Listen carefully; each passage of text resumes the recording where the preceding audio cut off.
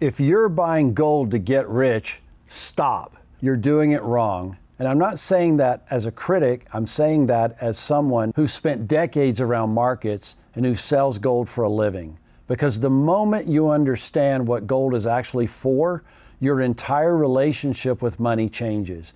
You stop second guessing it. You stop getting frustrated with it, and you stop comparing it to things it was never meant to compete with. I'm Eric with Summit Metals, and today we're talking about the difference between buying gold for growth and buying gold for protection. Quick disclaimer before we start, this is for educational purposes only. This isn't investment advice. I'm not telling you what to buy or sell. I'm explaining how gold actually functions inside a real-world portfolio. One thing always comes up at this point. People will say, yeah, but gold's shot to the moon and silver's doing incredibly well. And guess what? They're right. Your gold has done really well. Over certain stretches of time, gold can rise meaningfully, sometimes sharply, enough to grab headlines and pull new people in. That doesn't invalidate anything I'm about to say. It actually reinforces it. Gold doesn't move like that because it suddenly became a growth asset. That's the key distinction. Let me explain this in a way that actually sticks. I want you to picture your entire financial life as a triangle.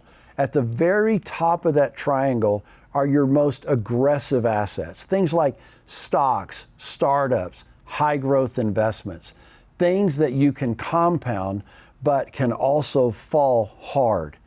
As you move down the triangle, the assets become more stable, less upside, but more durability. Think about cash, equivalent, bonds, defensive positions. At the very bottom of that triangle, supporting everything above it, is gold. Gold is the foundation. It is not there to shoot the lights out. It's there so the rest of your structure doesn't collapse. Most people invert that triangle without actually realizing it. They load the top with risk and then thin out the middle and completely ignore the base. That works until it doesn't. Let me tell you a story. A few years ago, a client came to us irritated, not angry, just confused. He said, I've held gold for years. The market keeps going up, but gold just sits there. Why do I even own this? Now, obviously, in the market we've had over the last year, that's an old story. But here's the deal. That is a valid and honest question when the markets are slow. So I asked him one thing. What problem did you buy gold to solve?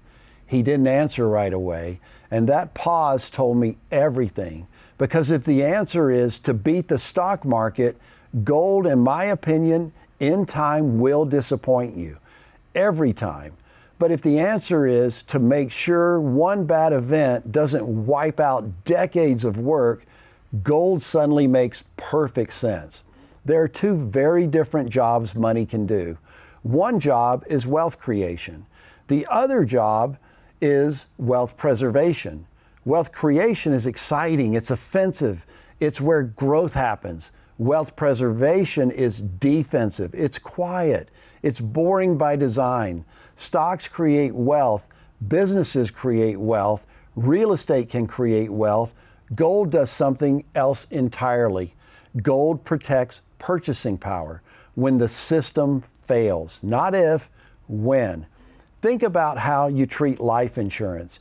You don't buy home insurance hoping your house burns down, right? You don't buy car insurance expecting a crash. You buy insurance because one unexpected event, just one, can wipe you out. Gold works the same way. Gold is portfolio insurance. Gold is a hedge against tail risk. Gold is what you hold when correlations go to 1 and everything that's supposed to diversify you doesn't. And here's the part people struggle with emotionally. Gold will feel boring for long stretches of time. It will at times underperform bull markets. It will lag during tech booms. It will feel unnecessary when liquidity is flowing and optimism is high. That's not a flaw, that's the design. If gold is exciting every year, something actually is wrong. That's telling you something is going on in the world that you very much need to pay attention to. Let me give you another real example. During a period of market stress, a different client called us. Markets were down hard. News was ugly. Liquidity was tight. I assumed he was calling to sell or maybe to buy more. Instead, he said, and to confirm, my gold is still there. That's what he wanted to know. He wanted to confirm that his asset was still there in our vaults. I just want you to understand that was the whole conversation that had true meaning. Get it? He wasn't chasing returns. He wasn't panicking. He just wanted confirmation that the foundation was intact. That is what gold is for. Peace of mind. Now, where people really get tripped up is price. When someone says spot price, but spot price gold isn't gold. This is leveraged paper market. Contracts, promises, settlement assumptions. The real price of gold is what it costs to actually acquire metal, availability, premiums, delivery timelines. That's the market that smart money watches, because paper supply can expand infinitely, just like what we've seen with fiat and our current M2 money supply. Physical supply cannot grow like paper money. When stress enters the system, paper markets get loud. Physical markets get tight. Weak hands get shaken out. Strong hands quietly accumulate. Now, that's not panic, that's positioning. And this is where the triangle comes back into focus. When markets are calm, everyone obsesses over the top of the triangle. Returns, performance, growth. When stress shows up, attention moves downward. People start calling about stability, liquidity, survivability. And when trust really starts to erode, everything turns to the base, that foundation, gold. Gold doesn't hedge recessions. Gold hedges loss of trust, currency problems, debt problems, banking problems, policy mistakes. Gold doesn't protect you from a bad quarter. Gold protects you from regime change. And if you're wondering whether that risk is real, look at who's buying gold. Central banks. They don't buy gold for yield. They don't buy gold for momentum. They buy it because it has no counterparty risk, no default risk, no rehypothecation risk. Central banks don't speculate, they insure. That should tell you something. Here is the uncomfortable truth that no one likes to say out loud. If gold makes you rich, something else has or is likely to go wrong somewhere else. Gold's job is to sit at the bottom of the triangle, quietly doing nothing, sometimes for years, while everything above it grows, until the moment it's actually needed. When gold finally starts doing what people expect it to do, your other assets are already under pressure and many times underwater. Now, that's realism. Gold isn't an investment in that sense. It's a seatbelt. You don't complain that a seatbelt didn't make the drive more exciting. You're grateful it was there when it actually mattered.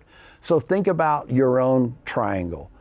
Where are you as relates to that triangle? What's in the middle and what's supporting everything underneath?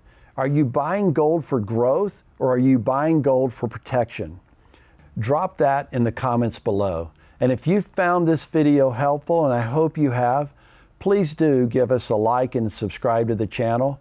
And remember, the people who misunderstand gold are almost always the ones forced to buy it later, under much worse conditions. So help your friends, help your family.